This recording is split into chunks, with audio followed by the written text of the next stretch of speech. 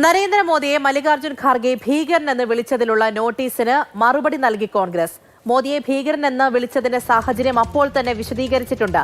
മറുപടി നൽകാൻ ആവശ്യത്തിന് സമയം നൽകിയില്ല. തെരഞ്ഞെടുപ്പ് പ്രചാരണത്തിനിടയിലാണെന്നും ഖാർഗെയ്ക്ക് വേണ്ടി AICC general secretary Jairam Ramesh തെരഞ്ഞെടുപ്പ് കമ്മീഷന് മറുപടി നൽകി.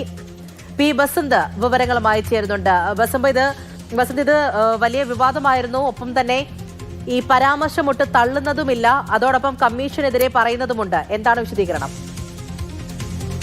അല്പസമയം മുമ്പാണ് തെരഞ്ഞെടുപ്പ് കമ്മീഷന് കോൺഗ്രസ് മറുപടി നൽകിയത്. കോൺഗ്രസ് അധ്യക്ഷൻ മല്ലികാർജ്ജുന ഖാർഗെയ്ക്കായിരുന്നു ഇന്നലെ തെരഞ്ഞെടുപ്പ് കമ്മീഷൻ നോട്ടീസ് അയച്ചത്.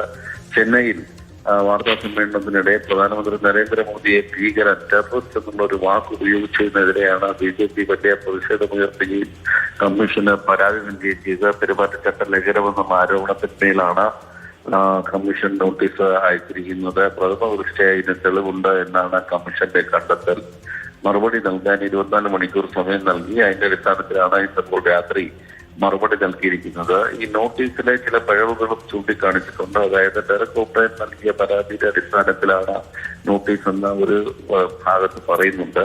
അത്തരത്തിലൊരു പരാതി കമ്മീഷന് മുമ്പേ ഇല്ല എന്നുള്ളതാണ് സത്യം. അപ്പോൾ ഇതിലേതാണ് പരാതി എന്ന് ആ പരാതിയിലെ പ്രശ്നങ്ങൾ ചൂണ്ടിക്കാണിച്ചുകൊണ്ടാണ് കത്ത് മുന്നേറുന്നത്. അതോടൊപ്പം തന്നെ കുറഞ്ഞ സമയം മാത്രം മറുപടി നൽകാൻ AICC അധ്യക്ഷൻ നൽകിയതും ശരിയായില്ല. കാരണം അദ്ദേഹം തെരഞ്ഞെടുപ്പ് പ്രചാരണത്തിന്റെ തിരക്കിലാണ് എന്നുള്ളത് ജയറാം രമേശ് കത്തിലെടുത്ത് പറയുന്നുണ്ട്. മറ്റൊന്ന്, രണ്ട് കാര്യങ്ങളാണ് ചൂണ്ടിക്കാട്ടുന്നത്. ഒന്ന്, ഒരു രാഷ്ട്രത്തോടുള്ള അഭിസംബോധന എന്ന നിലയ്ക്ക് പ്രധാനമന്ത്രി നരേന്ദ്രമോദി കോൺഗ്രസിനെതിരെയുള്ള രാഷ്ട്രീയ പ്രസംഗമാണ് നടത്തിയത്. ഇത് പെരുമാറ്റച്ചട്ട ലംഘനം എന്നുള്ള പരാതി കോൺഗ്രസ് നൽകിയിട്ടുണ്ട്. മറ്റൊന്ന്, ബംഗാളിൽ തെരഞ്ഞെടുപ്പ് പ്രചാരണത്തിനിടെ വനിതകൾക്ക് 3000 രൂപ സഹായം നൽകുമെന്നുള്ള വാഗ്ദാനം, ഇത് പെരുമാറ്റച്ചട്ട ലംഘനമാണ്. ഈ രണ്ട് കാര്യത്തിലും നടപടി എടുക്കാതെ ഈ ഒരു വിഷയത്തിൽ മാത്രം നടപടി എടുക്കുന്നത് ശരിയല്ല എന്നാണ് ഇപ്പോൾ കോൺഗ്രസിന്റെ നിലപാട്. മാത്രമല്ല, വിശദമായ മറുപടിക്കായി സ്വയം അനുവദിക്കണമെന്നും കോൺഗ്രസിന്റെ പ്രതിനിധി സംഘത്തെ കാണാൻ അനുവദിക്കണമെന്നും കത്തിൽ ആവശ്യപ്പെട്ടു. ശരി, പി ബസന്താണ് വിവരങ്ങൾ നൽകിയത്.